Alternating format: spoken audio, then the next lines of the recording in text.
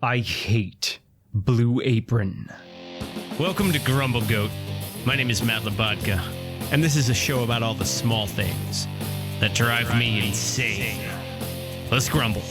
Blue Apron or HelloFresh or any of these one meal's ingredients delivery apps. You don't know how to quantify for one meal? Or do you not know how to grocery shop? Or do you don't keep ingredients in the house? You have a spice rack, right? And you got some olive oil and you got some vegetables. You keep a bag of rice in your pantry and a couple boxes of pasta. And I'm not going to tell you how to do your grocery shopping, but you can just keep the ingredients in your house. You don't need one meal's worth of ingredients delivered to you. What? You pay a subscription for somebody to drive a truck. Somebody puts one shallot and a tiny 1/8 of an ounce bag of oregano and a frozen chicken breast in a box, insulated with disposable insulation, with a plastic bag full of some sort of sludge in the bottom that's frozen to keep everything cold while it goes on a truck. And the truck has to drive across the country to bring you one meal's ingredients. Oh, but it's nice because it comes with a recipe. Recipes are free. Recipes are everywhere. Just get the ingredients. It doesn't make sense to get one meal's worth of spices delivered to you. I mean, a little shaker of spices is like $2. Blue Apron couldn't just tag $2 onto your subscription to throw the whole body of bottle of spices in there so that you have it for next time. No, you just get one tiny little packet. What's the point? Just walk to the grocery store or drive to the grocery store. You're a freedom-loving, car-owning American, and you're asking somebody else to drive to you? I know we're all busy. We don't have time to do the grocery shopping every week, but just get some cans of beans and some pasta so you're ready to go at a moment's notice. And this isn't an emergency situation because this is a subscription. You planned a month in advance when you wanted this meal delivered. So this isn't even an emergency. You just wanted fancy ingredients with a recipe delivered right to your door. Just buy the stuff. But to have every single pre-measured out ingredient delivered to your door, it's just so much waste. It doesn't make any sense. A corporation has to make money, and a man has to be paid, and a truck has to be driven, and all these boxes and insulation and plastic baggies all have to be used just so you can pretend like you cooked a meal? Look what I made all by myself. I hate companies that deliver one meal's worth of ingredients, and that's the Grumble. Grumble, grumble, grumble, grumble, grumble. What? Grumble, grumble, grumble, grumble, grumble. What's got your goat? For the latter half of the show, we'll bring in my better half, Veronique, for an unpretentious look and a segment we call What's got your goat? Veronique, you look delightful today. Thank you. You have a bug in your hair. It's a butterfly. You have a butterfly in your hair. Yeah. I've bloomed. Oh, spring is here. Spring is sprung. Spring has sprung, and Yes. it's a rainy day today. It's a rainy day. It is a rainy spring day. It's a beautiful day. Okay. It's rainy and beautiful. Okay. You can hear the sounds. Yes, and there is life in your hair, Thank you. and it's crawling around. No, it's not. Great. Welcome. Thank you. How have you been?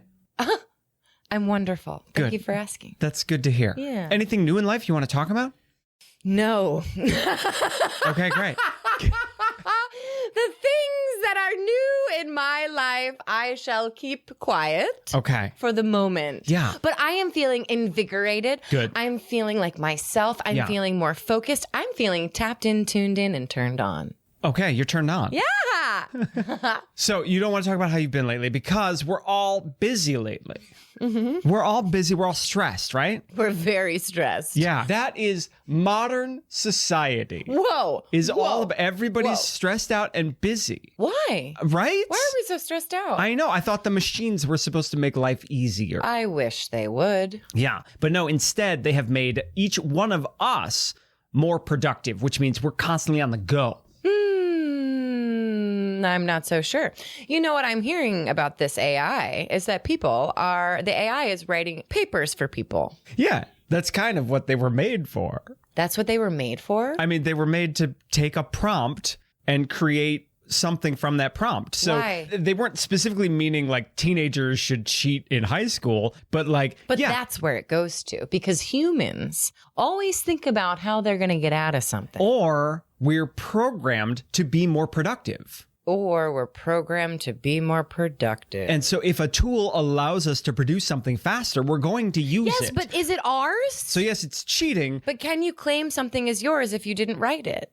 Even if it's your idea. That raises an interesting question. If you prompt an AI to write something, did you produce it? Right. Like when your boss tells you to write the quarterly report, did the boss is going to present it as his work. Did the boss produce it? Kind of, because he told you what to produce and you're his underling, right?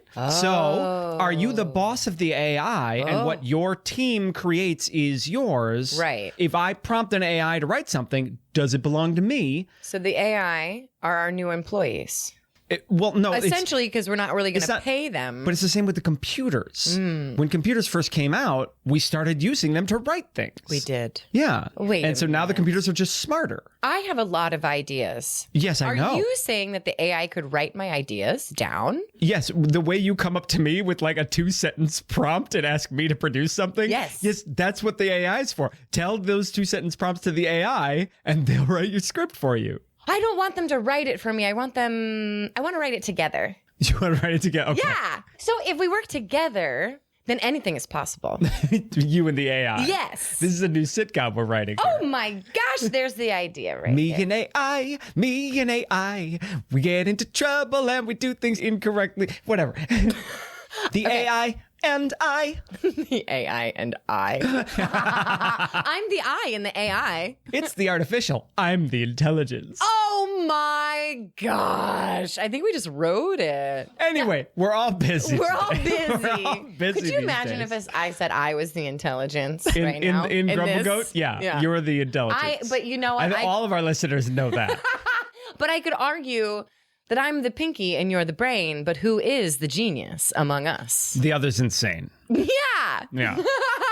We're all busy these days. We're so busy. Yeah, exactly. We're all stressed out. We're busy. We're producing. We're working. We're doing all these things. So where do we get the time to do basic human things? Oh, we don't. Like feed ourselves. Oh, well, you have to make time for that. Well, you do have to make time because food is necessary to survival. It is fuel. Food is fuel for our bodies. That's exactly right. And if you don't enjoy your food, the food will work against you in your body. Oh. Oh, yeah. All right. Oh, yeah. If you don't... I've scarfed down a few meals that I didn't enjoy. Yeah, that's right. And how did you feel afterwards? Alive. Well, that's good. Step 1. Well, what about step 2? What's step 2? Step 2 is are you bloated from scarfing your food down? Do you immediately go to the bathroom because you're like, whoops? Sometimes you're a guest in somebody's home and they present you with a dish that you don't care for. Oh. But you still eat it to be polite. Oh, that's that Midwest thing, huh? Yeah, it's coming out. How do you find food that you enjoy? Well, it's been a journey. Uh-huh. I love all the greasy food, of course. Yeah. But my stomach doesn't. So... Have you ever relied on the AI to make you a meal? Well, actually, I do have somewhat of an AI that says, would you like me to remind you to log your food? And then that to me says, do you want me to remind you to eat something today?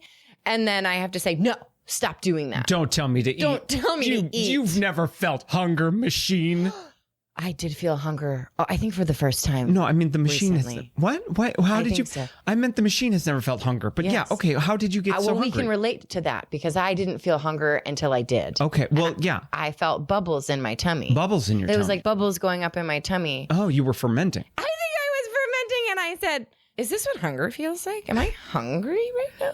I don't know. I haven't decided. You've never felt hunger before. Not in that way. See, this is the thing about a first world country is you can't really experience hunger because there's food all around us. That's right. And we are very blessed for that. And on the other hand, there are people that live in our first world country that are hungry all the time. Absolutely. Yeah, it's a shame. Seems a little shame upside that we down. are a land of wealth and plenty, and yet people go hungry. Anyway, it's a stressful, busy time, and everybody's busy. Busy time. Let's get the AI on that. Okay, so not every computer is an AI. But do you think the AI could solve world hunger? We should ask. No, I don't think they can because the AI is a reflection of our society. The AI is programmed to learn about humans from humans. Yes. So no, I don't think it'll fix global hunger because humans aren't fixing global hunger. Yeah, humans don't want to fix world hunger. That's obviously not a priority. It's not something we talk about on a daily basis. Speaking of, though, solving hunger with the AI, Okay. one of the first supercomputer AI sort of things. Talk to me. Yeah. Do you remember? Watson? Watson. Yeah. Yeah. Watson won Watson. Jeopardy a bunch of times. You know what Watson did after winning Jeopardy a bunch of times? What? He was programmed to create recipes. Oh, that's right. Yeah. Recipes. So you could like put in random ingredients you had, and Watson would be like, you can make this with it. He became a chef. Okay, that's one way to put it. Yeah. Yeah. So instead of like solving global hunger, he solves one person's hunger at a time. You know, I had one of those frittatas. They were quite good. Oh, Watson frittata. Yeah, Watson frittata. Amazing. Thanks, Watson. Now, you have had programs choose meals for you. I have. Yeah. And you know what? I surprised myself. How's that? Well, I learned how to cook. Oh, how'd you learn how to cook? Blue Apron. Blue Apron?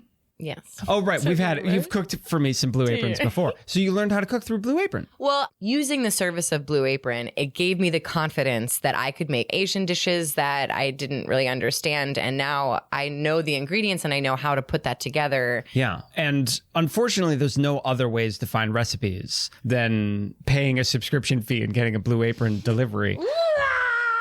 I see where this is going. I tell you, I love that you're talking about how Blue Apron gave you the knowledge and confidence to mix ingredients together and create different flavor profiles. Yeah. But it did not give you the confidence and wherewithal to cancel Blue Apron. No. It's because I'm in the club and I want to be accepted. You're in a private elite club. I'm in a private Blue Apron club. Yeah. So we talked about maybe getting you to cancel Blue Apron probably 2 years ago. Yeah. And then we talked again about it a year ago. Yeah. And then we talked again about it 6 months ago. Well, brain. You don't know how amazing it is. Don't you enjoy the recipes, brain? I like the recipes just fine. And as I've mentioned before, any recipe you want to cook, we could just walk over to the store and grab whatever ingredients you want. I know. And you're right, because I've used it enough now over the years that I can do that. And I do that. I know how to fry tofu. I know how to fry paneer. But we haven't had a Blue Apron meal in like 6 months. No, we're skipping them. Oh, we're skipping. Yes. So every month we're skipping. Mm-hmm. So every month you physically have to go to the website and tell it to skip, but you haven't you haven't done away with it yet. No, I haven't, Sir Matt. Why do you think they make it so hard to... I mean, it's such a good club. It's such an elite club. Why do you think they make it so hard to quit? So many people are falling a victim to the subscription-based model of marketing. I love it. I love my Fabletics. I almost wore Fabletics Yeah, today. because Fabletics is not a store. It's a subscription. Okay, but like that one is going to be... I don't know if I can do that one. I really want to be in the Fabletics club because like I love it. Well, no, that one I understand because there's nowhere else on earth to get yoga pants. I know. And not like those. They're amazing. And I love Kate Hudson and I love Goldie. It does play my mind for the environment, right? And like fast fashion and like dyes. Yeah, and, your own carbon footprint. yes, that does. Yeah, you can see how me. everybody else's carbon footprint affects the earth, but your own carbon footprint, well, I mean, it's Fabletics though. Ooh, I Yeah. skip- No, I totally understand that. I know. I just want it. That's the problem. That's the problem. I am experiencing the same thing that many people experience. On the Yeah, planet. we're all experiencing the end of the earth right now. And we're extinction. like, but I like having yoga pants delivered to my door every day. And I like getting 3 grains of oregano delivered to my door. Right. Convenience, I guess, is the enemy to the environment. Convenience. Or just humans, you could say. Or- What is Blue Apron? And Blue Apron's not the only one. No, guilty of course this. there's HelloFresh. There's like all these other things. And I actually... Apparently Martha Stewart has one too. Oh, wow. Yeah. That's So yeah. So what are they? What good are they doing? Because they're creating a ton of waste. They all are. that packaging. Like they have to measure out all the garlic powder they want to send for each meal and put it in a separate plastic bag instead of just tossing a little McCormick's bottle of garlic powder in there. Yes, they've gotten better, but yes, these types of things create an incredible amount of waste, and we should be mindful of that. We should be mindful of that, or we should boycott that. Because if we don't support polluting, we should probably boycott the companies that do pollute. So if Blue Apron is like, because Blue Apron's not creating food, they're creating packaging for food. Yeah. So should we boycott the pollution that they're creating? Probably. Yeah, we should. Recipes can be very daunting at first when you don't know what you're doing and you don't know how to cook. Yes, cooking can be intimidating at first. That's a great word for it. It can be intimidating. Yeah. And sometimes they don't give enough explanation. And what I love about I need a story. well, I need a picture. I need multiple pictures. And that's what Blue Apron does very well. That's an interesting point you bring up. So if Blue Apron portions everything out, Yeah. they show you pictures and step-by-step process and a list of ingredients and directions. Yeah. Did you make the meal? Or did Blue Apron make the meal? They created the meal. But I made it. It's just like the AI writing high school reports. Right. Like, if you prompt Blue Apron with what foods you like, Right. did you make a meal or did Blue Apron make a meal? Well, I mean, we made it together. We made it together. The AI and me. This has been an episode of Grumble Goat. Thanks for listening. I'm Matt Labodka. I'm Veronique Hurley. Please subscribe. I hate when people say please subscribe. Grumble, grumble, grumble. Me and AI, me and AI. Well, brain. We did it. We've conquered another one of life's little annoyances. But the truth is, what I really hate is commercials. And I'll wager you do too. And that's why Grumble Goat is proudly commercial-free. But to keep it that way, it takes the support of fellow grumblers like you. If you hate commercials, head on over to our Patreon page and see if becoming a Grumble Kid is right for you. And as always, don't forget to Grumble Goat responsibly and share with a friend.